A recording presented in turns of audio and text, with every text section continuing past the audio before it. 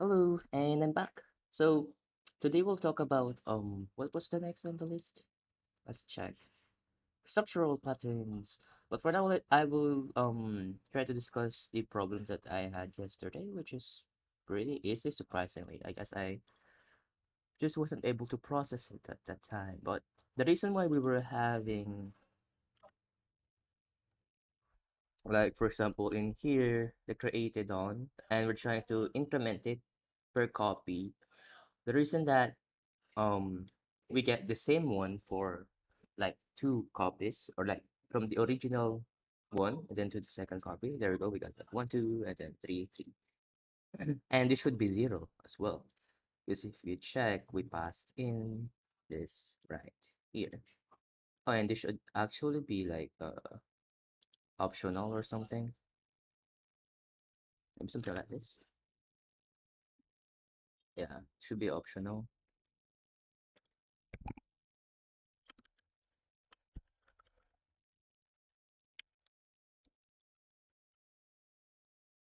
Something like that. And with that we can just not pass it on. Uh-huh.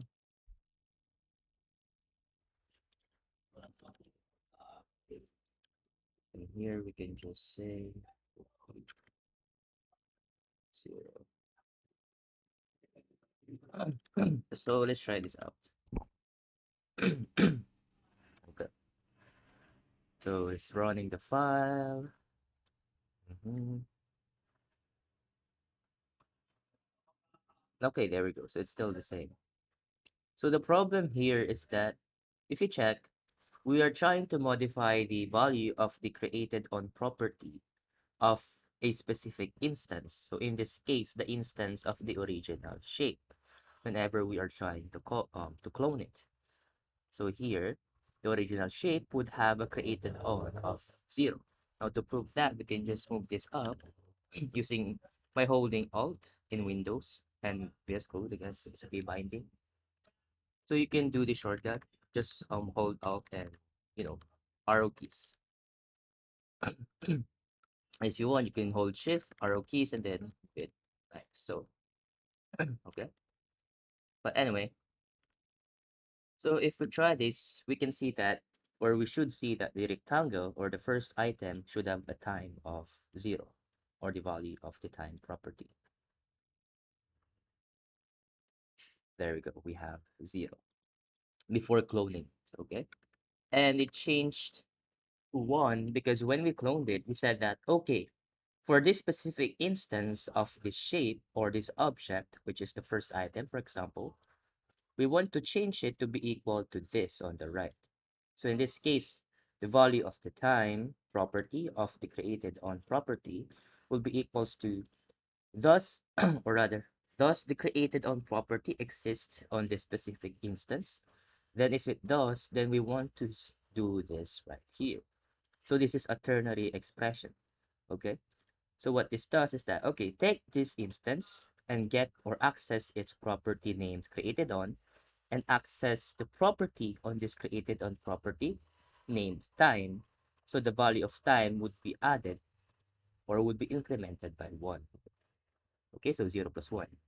Else, if it doesn't exist, then just make it 0. Okay. And in this case, this is a null coalescing, wherein if this item is null or undefined, then we will use the fallback value instead. We can also do something like a short circuit, it's called, or an or operator in JavaScript. But if you're dealing with null values, it is much more preferable, if I'm not mistaken, to use null coalescing. So it's spelled like coalescing, if I'm not mistaken, something like that. But yeah. So anyway, that was how the prototype problem was occurring. And to solve this, we can just do something like this. So we want to copy this instance. So this is how you can copy objects and also change some of the values of its properties. But do take a warning though, and I did not know this for a long time, is that when we are creating or when we are doing a spread operator, then we are creating a new object. We are spreading it out. Okay? We are copying it. So it's pretty much the same as the clone one, because in here where we are indeed creating a new instance of the shape, and its properties will just be copied, or rather the properties of the instance to be cloned is just being copied right here. That's why we have the constructor here as a source. And it's just like assigning it to each of the values of a instance that is cloned. Okay. So anyway, to change this, we can just say created on would be equals to, I guess we can just do it like this. So there we go. Excuse me. So if we try this out, this should now increment properly. Although this does seem silly because we are trying to clone it, so it should not really change. But let's see. This should work. Okay, and that's pretty much how the problem is solved. Okay. And of course, this should always come below if I'm not mistaken. Because if not, then that value will be overridden. Or this value here will be overridden by the value down here. So let's try that out actually.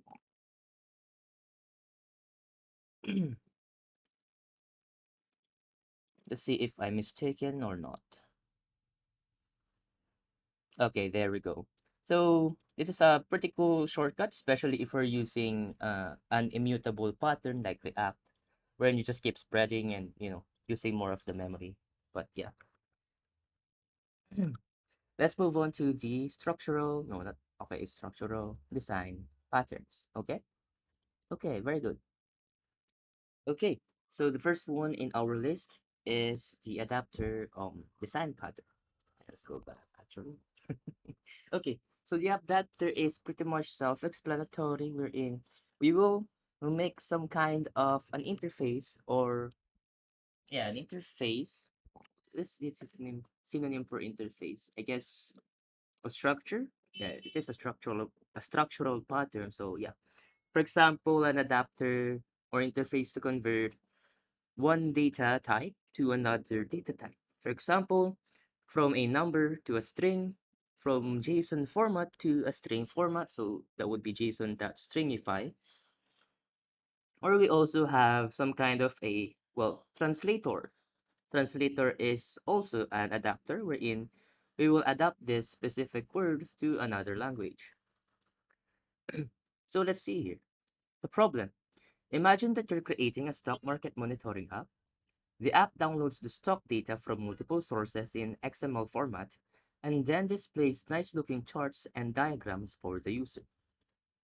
And at some point, you want to use a third party library wherein this library uses JSON format. So we want to be able to convert the XML data from our stock market data to JSON so that the analytics library that we are using will be able to read our data.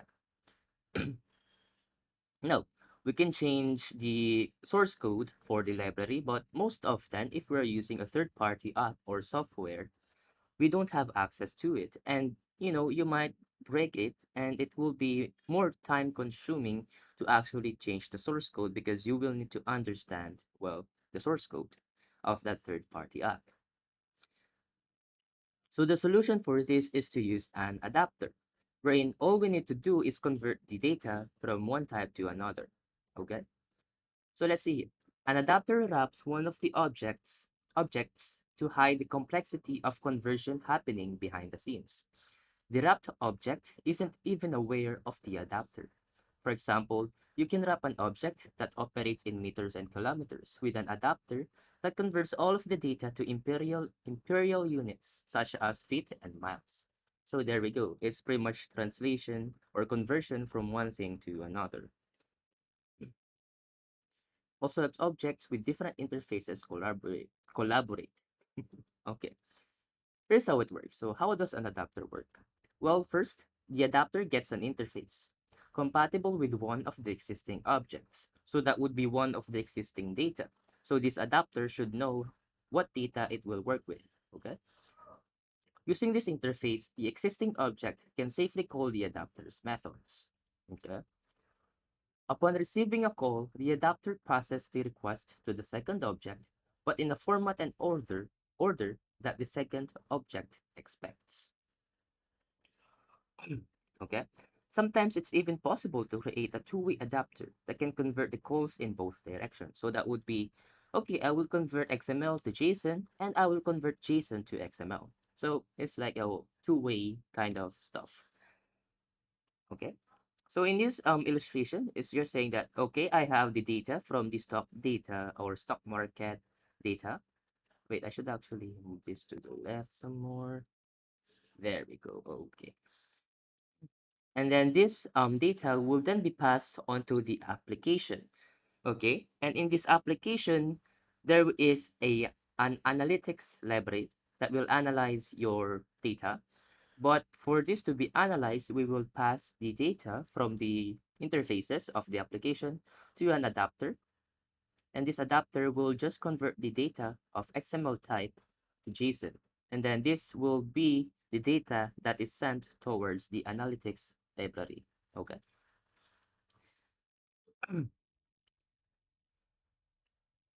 Let's see. Let's get back to our stock. Yeah, to our, I think. Yeah.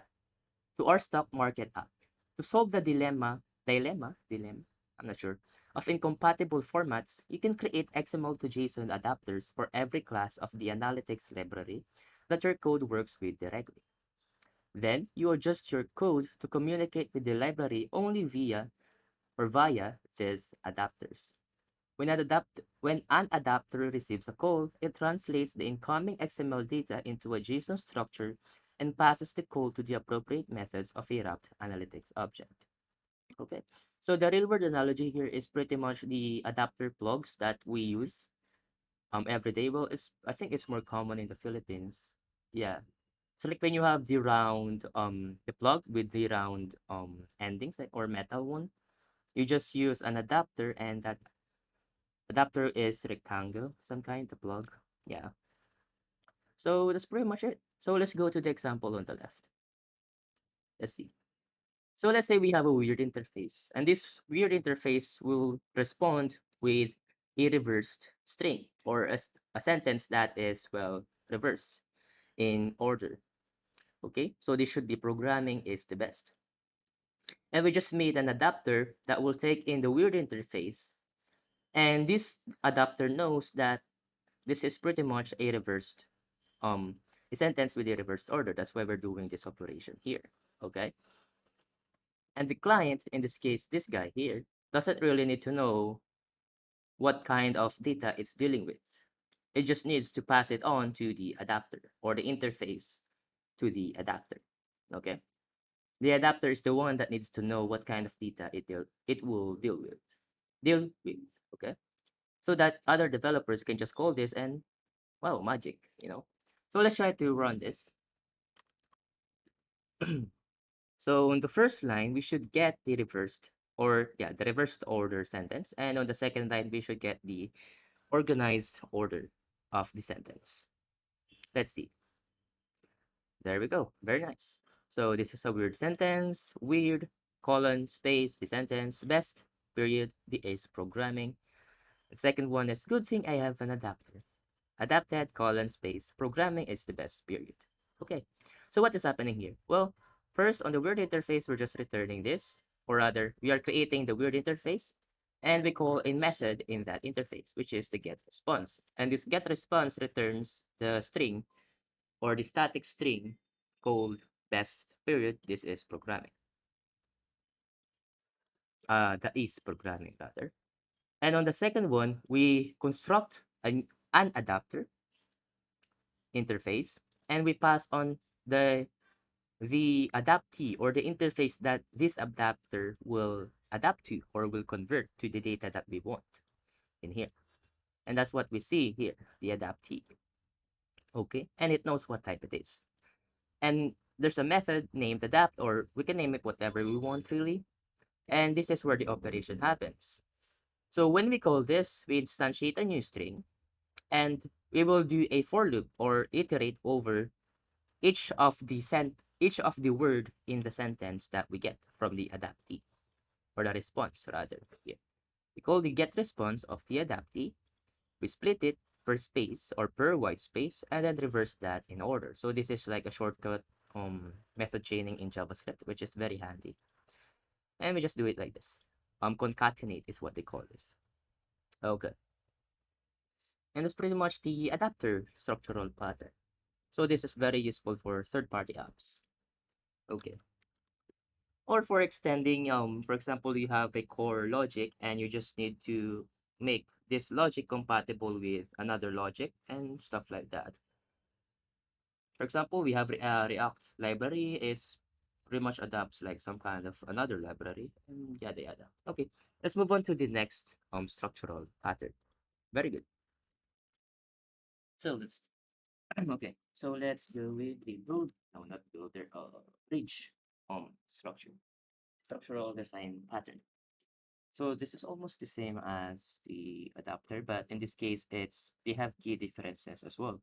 When the adapter is more about converting one data type to another because of incompatibility. Two interfaces are incompatible with each other, wherein like this interface cannot use the response from a specific interface. So we'll just adapt it to convert that so that it is understandable, or in this case, data. We're in with a bridge, we have, let's say, an abstraction layer. We're in, we don't have to worry about a specific use case. We just need to implement, well, the implementation. And that bridge will handle, let's say, the edge cases for us. We're in, for example, we have an implementation for a specific uh, API. There we go. And then we want this to be usable in various operating systems, in Windows, Linux, and what was the other? Apple? No, Windows, Linux, and okay, I don't know the other operating system. I think it's Apple. Okay, Mac. I think it's Mac. Yeah, I don't know. Okay, anyway, let's try to read this. The bridge pattern is especially useful when dealing with cross-platform apps. There we go. Supporting multiple types of database servers or working with several API providers of a certain kind. Okay, for example, if you're using several cloud platforms, social networks, etc. Bridge can be recognized by a clear distinction between some controlling entity and several different platforms that it relies on. Okay, let's see. This example illustrates the structure of the bridge pattern or bridge design pattern and focuses on the following questions. What classes does it consist of or interface? What roles do these classes play or interface? In what way does the elements or in what way do the elements of the pattern oh, in what way do the elements of the pattern relate to each other? Okay. So how are they related? So let's see the example here.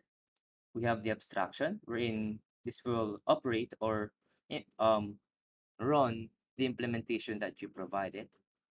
Okay. And you can have some kind of if statements here wherein if this is in this OS, then do this kind of stuff and yada yada. Okay. Here we just have some kind of a dummy implementation. Okay. So this is the example in TypeScript actually. So let's go back to what they give us by definition or by textbook. So here we have the problem. Say you have a geometric shape class with a pair of subclasses.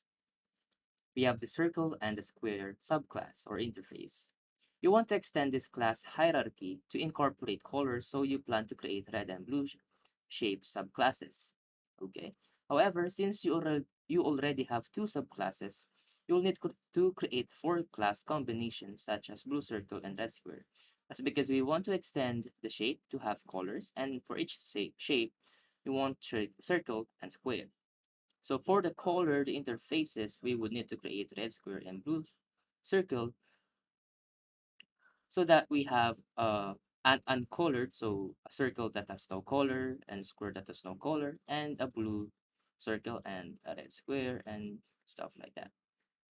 Okay, so here we have that. Adding new shape types and colors to the hierarchy will grow it exponentially. So if we want to add a new color, then that would be, for example, yellow circle and yellow square. So that will increase some more. For example, to add a triangle shape, you'd need to introduce two subclasses, one for each color. And after that, adding a new color would require creating three subclasses, one for each shape type, if we have a triangle now. The further we go, the worse it becomes because the more cluttered that your code or code base or source code will become. So the solution for this is to have a bridge. So this problem occurs because we're trying to extend the shape classes into independent dimensions by form and by color. That's a very common issue with class inheritance. The bridge pattern attempts to solve this problem by switching from inheritance to the object composition. So what is this interface composed of or made of?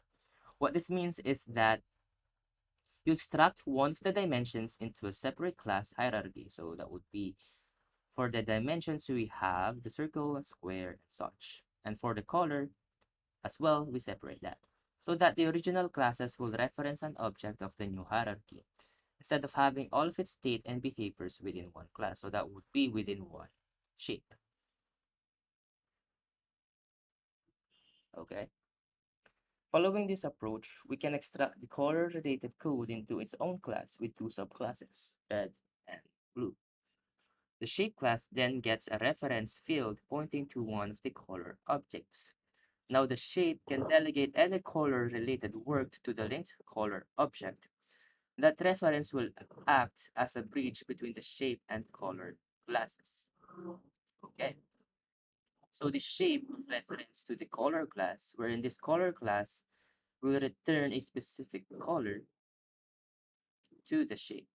Okay, so for example, we have some operations in the color wherein we can mix some colors and yada yada, and we will return that to the shape. And the same for the shape, I guess. Okay. Okay, this one is textbook complicated, so let's go to the example down here. Okay. This example illustrates how the bridge pattern can help divide the monolithic code of an app that manages devices and their remote controls. The device classes act as the implementation, whereas the remote classes act as the abstraction. Okay. Or as the bridge, I guess. Right? Mm-hmm. Okay. Devices and remote controls. So this is the abstraction and this is the TV. Okay. So here. So the remote control will have operations such as get channel, set channel, etc. Then we'll just run this. Excuse me. So whenever we run the radio or turn it on, the configuration will now be set by the remote control. Okay, anyway, the base remote control class declares a reference field that links it with a device object. All remotes work with the devices via the general device interface, which lets the same remote support multiple device types. So that would be here, the universal one, wherein for radio and TV, we can enable and disable it. We can also set the volume and get the current volume, and also set the channel for the both of them. Okay. So this is like we don't have to instead of like controlling the channels, the volumes directly in the devices or the implementation, which is here, for example, in the radio buttons, we just, I don't know, play around with it, the buttons, just with the child. Or with the TV, we just, like, we directly press it. And instead of doing that, instead of directly pressing on the buttons to change, for example, the volume or the channel, we use a remote. And that remote can also control the radio device and the TV at the same time. Okay, so that's the abstraction layer. We don't have to get up and, press on the buttons themselves, or rather press on the buttons of the devices themselves. And this remote can work in various devices. Okay? Okay, anyway, we can develop the remote control classes independently from the device classes. All that's needed is to create a new remote subclass. So this is the remote subclass, or here rather, if we want to mute. For example, a basic remote control might only have two buttons, but you could extend it with additional features such as an extra battery or a touchscreen. Oh, okay. The client code links the desired type of remote control with a specific device object via the remote's constructor. So let's see. So we have a class remote control, which is the base one. We have various methods, okay? And we have the type of device that it's controlling. Okay, so this is an abstraction. This remote control doesn't really know what type of device this is, right? Yeah. So it's just knows that it has these various methods, or the device has these various methods wherein it can be enabled, it can be disabled, the volume can be turned down or up, and we can change the channel of that device. Okay.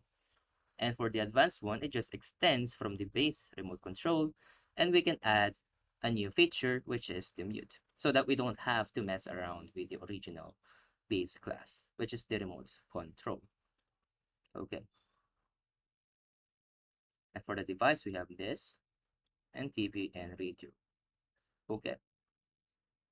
So for the TV, we cannot really mute it, I see. Whilst for the radio, we can mute it because we have the advanced remote control. Okay. Okay, so I'm pretty sure the one I have on the left is correct when it comes to the bridge. So this is a bridge pattern on the left. So when I was developing or contributing to an open source project, which is CodeRacer, I noticed a problem with the onChange event, or rather keydown event, wherein in the virtual keyboard of using, or rather in the virtual keyboard of a mobile, the when we press, or when we press the keyboard, the data or the result from that, for example, what kind of key was pressed, is unidentified when it comes to key down.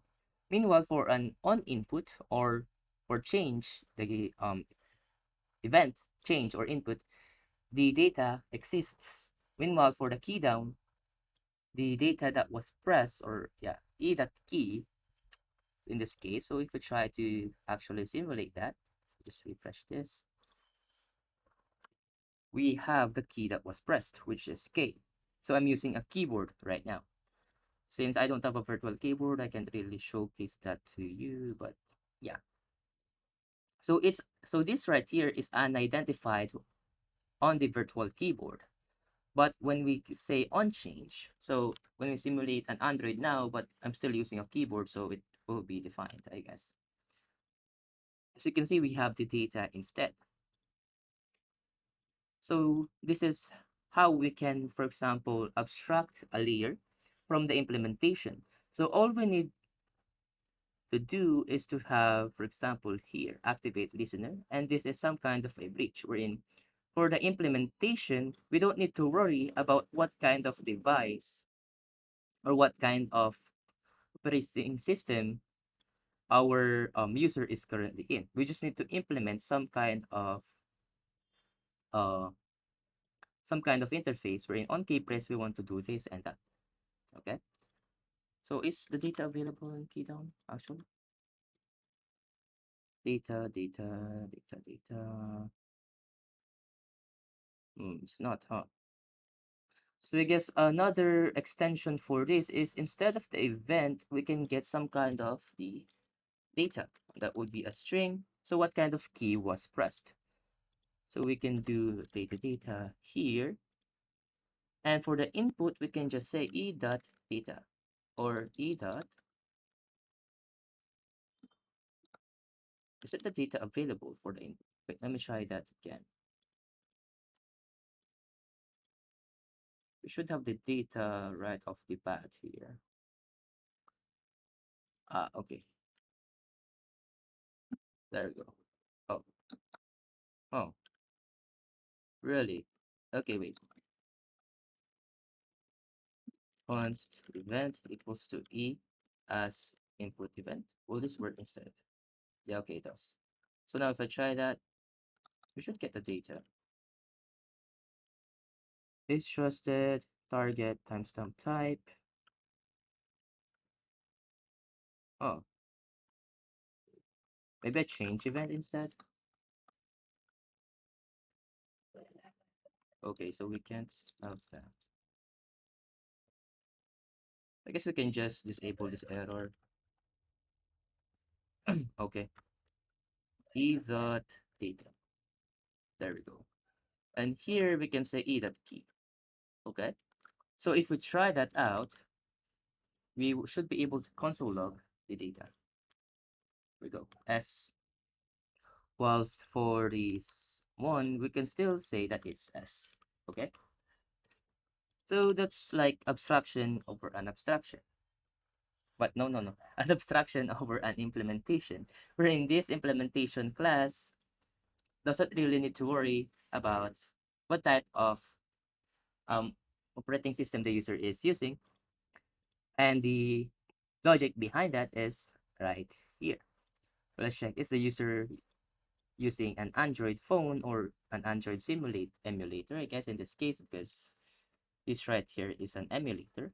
In that case, there's a possibility that the user is using the virtual keyboard. So we'll just fall back, or we'll just use or listen to the text area event of on input. Meanwhile, if the user is not on Android, then there's a possibility that they are using a keyboard. Or if they're on Windows or a computer, of course, they are using a keyboard. So here we'll just listen to the key press. Or in this case, we can do key down and such. Okay, or the keyboard event. So if we hover, we can see keyboard event. Okay. So I'm not sure why the data is not available here. That's pretty weird. I guess it's because we're using a different version of TypeScript if we check the package JSON. Oh wait, it's still the same. Oh, interesting. I need to search more about that. But anyway, so that's pretty much for the bridge. It's pretty much the abstraction layer or a bridge that connects the logic or the implementation to another or to various kinds of devices, for example. Okay. So the implementation doesn't really need to worry about it. It just needs to implement the logic behind the application or the interface. For so for this example, we want to console log the key that was pressed. Okay. So I think that's all for now. So we discussed about the adapter and the bridge structural patterns, and we'll discuss the others on the next video. So thank you for watching, and like and subscribe if you'd like. And yeah, happy learning and good luck on your development journey. Have a good day. Goodbye.